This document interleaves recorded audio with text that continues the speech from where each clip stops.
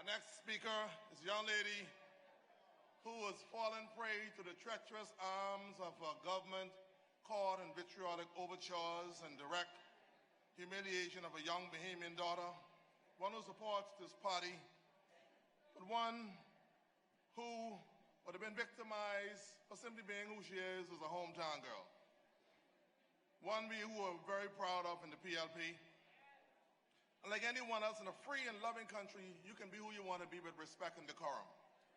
I am proud to see this young lady at convention, and most importantly this evening she's going to come and speak from a family island perspective. Let me make welcome our friend, Sister Danielle Gibson. Eleuthera, it is a sunny isle, things people do there, bound to make you smile from Spanish Wells, straight down to Gibson, Preacher Cave, is right up on each gate, alrighty die.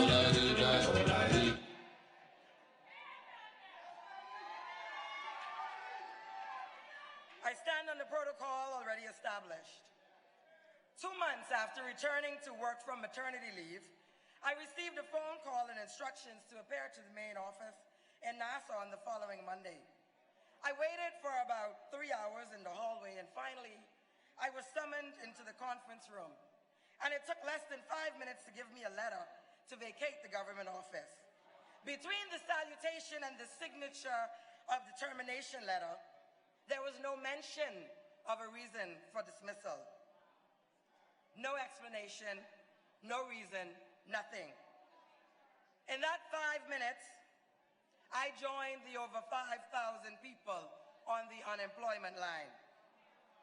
The Tribune writer, in his column, said, Tourism and Aviation Minister Dionisia Diagula has suggested the political leanings of 2 progressive Liberal Party supporters may have played some part in their firing from the airports in Eleuthera. In the House of Assembly, the Member of Parliament for North Eleuthera squandered his entire 45 minutes trying to justify my termination by calling me incompetent.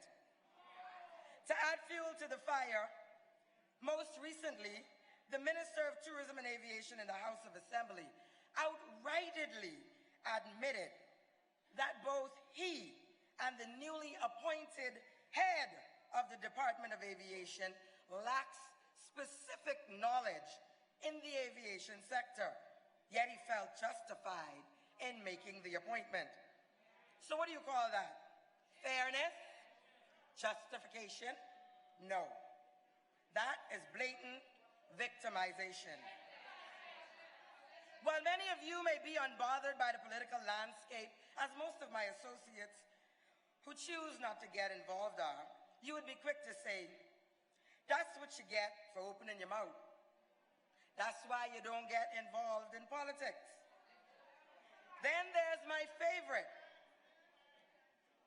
The PLPs are chief victimizers, so they are only getting what they dished out. But I beg to differ, because prior to 1992, victimization was not a household word.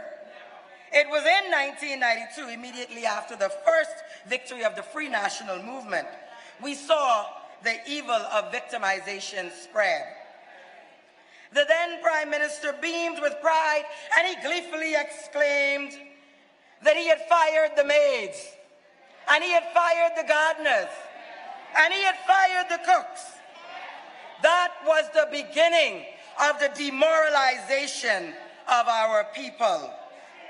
For the first time since 1973, we heard our leaders demoralized and denigrated. Then they brainwashed the masses and made a mockery of the rich and vibrant history that shaped the modern Bahamas.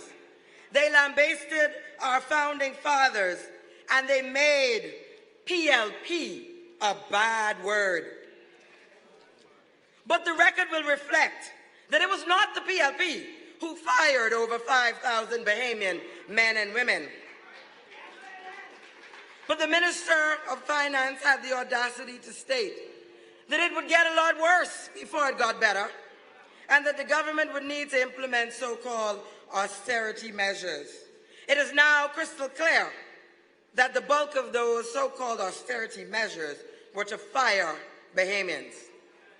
In an attempt to justify the firings, the Minister of Finance and the most honorable Prime Minister, you know, I feel some type of way about calling him honorable.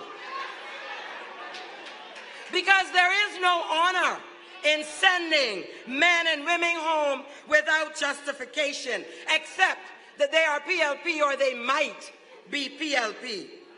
There is no honor increasing that by 60% on the backs of the very same people you sent home and are jobless. There is no honor in reducing the social service benefits through programs like RISE. There is no honor in delaying the much-needed NHI plan. No honor in running from the farmers. There is no honor in making false promises to the people of Ragged Island. There is no honor in denying the much-needed medical facilities on the island of Eleuthera.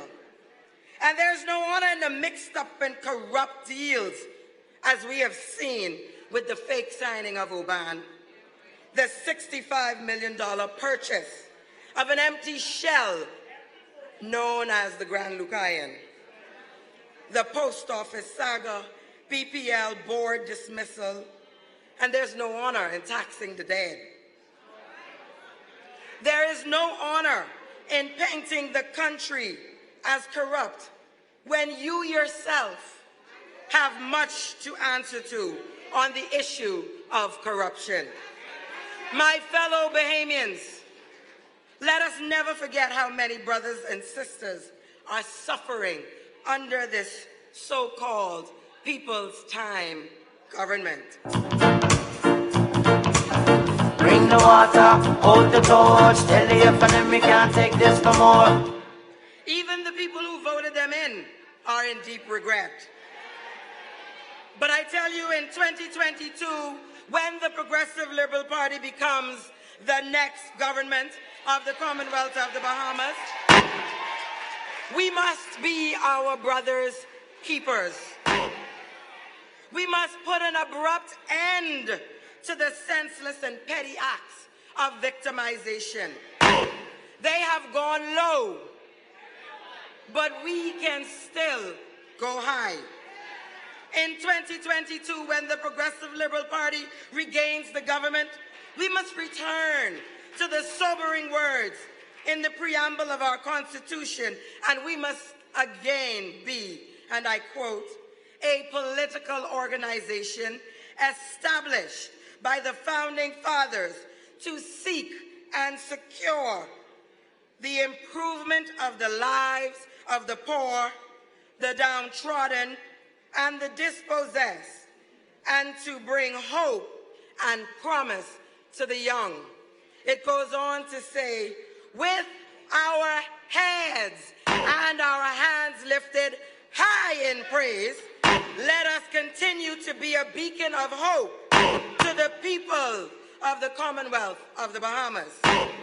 Bahamas, I tell you, with assurance and conviction, that a renewal is taking place in the Progressive Liberal Party under the leadership of Philip Brave Davis and I, Chester Cooper. A change has begun. The soldiers are rising up, and somewhere in this crowd and throughout the Commonwealth of the Bahamas, there are standard bearers who are not afraid to become the change that is so eminent. Everywhere people are rejecting fair and are speaking out against all injustices. Somewhere in this country and in this room, there is a Moses, there is a Hannah, there is an Esther, and there is a Joshua. It is time for us to be transformed. Renew our minds, remain steadfast, PLPs, and rise. Rise up, Bahamas. Rise up, Bahamians. PLP. PLP. PLP. Right now we're ready to